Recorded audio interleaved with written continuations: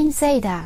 Le tout premier numéro de The Super Famicom contient 2 intéressants entretiens de responsables de Nintendo et Capcom livrant leurs attentes et leur vision du marché des jeux vidéo en ce début des années 90.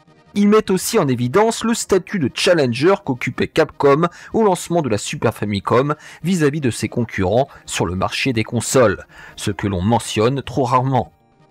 Carnet d'observation des fabricants volume 1, Nintendo. Dans cette section, nous prévoyons de visiter les fabricants de jeux Super Famicom à chaque numéro en introduisant le profil de chaque entreprise et l'état d'avancement de leurs nouveaux projets. Le monde des jeux vidéo peut parfois sembler éloigné des joueurs. À travers cette section, nous souhaitons les rendre plus accessibles. Pour commencer, écoutons le message passionné de Nintendo, la maison mère de la Super Famicom. Tout d'abord, quel type de personnes seront sensibles à la Super Famicom selon vous? C'est la même chose que pour la Famicom. Nous n'avons pas de cible spécifique. Il y a eu beaucoup de discussions, mais nous pensons que les possesseurs actuels de la Famicom achèteront la Super Famicom. Même si les performances de la console s'améliorent, cela ne signifie pas nécessairement que l'âge des joueurs augmentera. Au début, il était prévu que les jeux Super Famicom comprennent davantage de portages de jeux d'ordinateur et de jeux d'arcade, ce qui, selon certains, aurait pu en faire une machine destinée à un public plus âgé que la Famicom. Cependant, ce que les adultes désirent, les enfants le veulent aussi. Les enfants d'aujourd'hui sont très exigeants. Si vous pensez qu'ils sont juste des enfants et que vous faites des compromis, vous allez certainement échouer. Comment la Famicom et la Super Famicom vont-ils se développer à l'avenir? En tant que Nintendo, nous devons nous efforcer de promouvoir la Super Famicom au moment où nous la lançons. Mais cela ne signifie pas que nous négligerons la Famicom. Après tout, la Super Famicom est en concurrence avec la Famicom, et nous voulons mettre tous nos efforts pour essayer de la rattraper. Si nous ne parvenons pas à expédier 3 millions d'unités de consoles dans la première année, nous nous sentirons désolés vis-à-vis de nos partenaires tiers. Concernant les tendances des éditeurs tiers, un nombre plus important que prévu ont annoncé leur participation et lors du salon Shoshinkai, un nombre plus élevé de titres qu'attendus ont été présentés. Est-ce une bonne ou une mauvaise chose selon vous? Pour la Famicom, il est dit que la prolifération de jeux a élargi la méfiance des joueurs et nous ne voudrions pas que cela se reproduise. L'actualité des jeux vidéo est actuellement dominée par la Super Famicom. Quel impact pensez-vous que la Super Famicom aura? Naturellement, l'impact sera significatif. Je pense que les actifs de la Famicom parlent d'eux-mêmes. C'est pourquoi les éditeurs tiers ont probablement commencé la production de jeux assez tôt. Nous sommes un peu déconcertés par la popularité précédente. Il y a aussi des rumeurs selon lesquelles certains ne pourraient pas l'acheter le jour de la sortie. Est-ce vrai? Si autant de personnes l'attendent, nous en serions heureux. Nintendo prévoit d'expédier 60 000 unités chaque vendredi après le lancement le 21 novembre, jusqu'à la fin de l'année. L'impact semble s'étendre dans toutes les directions, n'est-ce pas? Oui, pas seulement dans l'industrie des jeux vidéo et du jouet, mais aussi dans d'autres secteurs. Par exemple, l'industrie audiovisuelle pourrait réagir rapidement à cet impact. Oui, c'est en cela que la situation diffère de celle du lancement de la Famicom. Que pensez-vous du fait que tout le monde attende la Super Famicom? Certains de nos lecteurs s'inquiètent de ne pas pouvoir l'acheter le jour de sa sortie, tant l'attente est grande.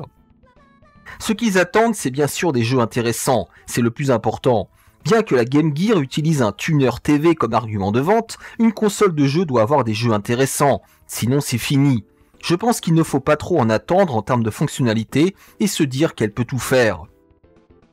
La Super Famicom prévoit d'expédier 600 000 unités d'ici la fin de l'année, mais est-ce que le nombre de jeux disponibles atteindra un niveau comparable à celui de la Famicom, même s'ils ne sont pas équivalents?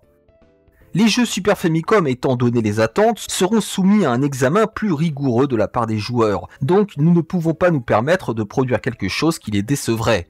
Actuellement, nous prévoyons de lancer 8 titres d'ici la fin de l'année, ce qui est plus que ce que nous avions initialement prévu, mais pour le moment, Nintendo mènera probablement la charge. Les 2 premiers jeux de Nintendo sont très bien reçus, n'est-ce pas? C'est vrai, mais qui sait ce que l'avenir nous réserve? Faites-nous la promotion de vos nouveaux jeux, s'il vous plaît. Pour Super Mario World, nous montrons assez subtilement les incroyables capacités de la console. Le son stéréo, l'affichage de l'écran utilisant la fonction mosaïque, les boss utilisant la fonction de rotation sont des exemples d'expressions impossibles à réaliser sur la Famicom. Ce jeu révèle vraiment la puissance cachée de la Super Famicom. En effet, c'est du Mario tout craché. D'un autre côté, F-Zero était également très bien reçu lors du show Shoshinkai.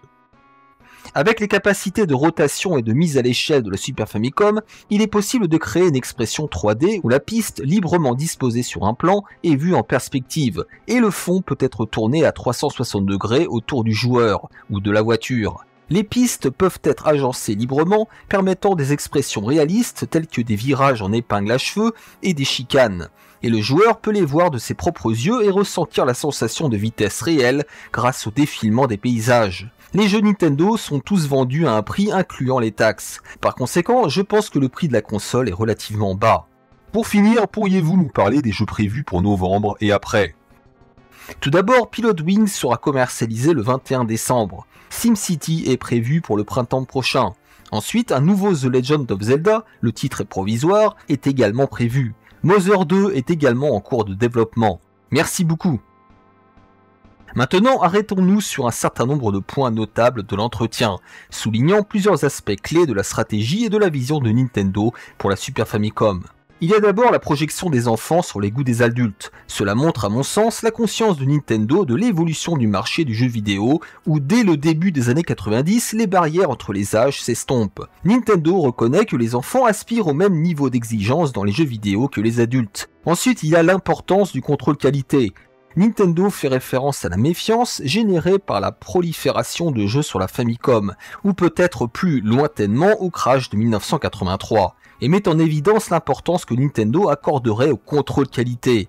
Il s'engage à éviter de saturer le marché avec des jeux médiocres, ce qui pourrait effectivement nuire à leur réputation et à la confiance des consommateurs. Et enfin, il y a la critique à peine voilée adressée à Sega, en mettant l'accent sur l'importance de jeux intéressants et non sur des gadgets technologiques, comme semble être, selon eux, le tuner TV de la Game Gear. Nintendo suggère que les fonctionnalités supplémentaires des consoles ne compensent pas un catalogue de jeux de qualité inférieure.